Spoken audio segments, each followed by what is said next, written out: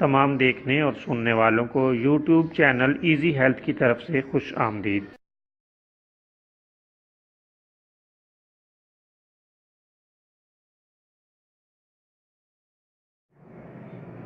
दोस्तों, आज जो वीडियो आपकी खिदमत में पेश की जा रही है, इसमें चेहरे के दाग धब्बे और छाइयों का एक नुस्खा या टोटका आपकी खिदमत में पेश करेंगे। आपने दो चीज़ें लेनी हैं, गंदम का आटा और हल्दी। ये दोनों चीज़ें हम वज़न लेकर इसको ताज़ा दूध में मिलाकर अच्छी तरह हल कर लें और चेहरे पर मलें।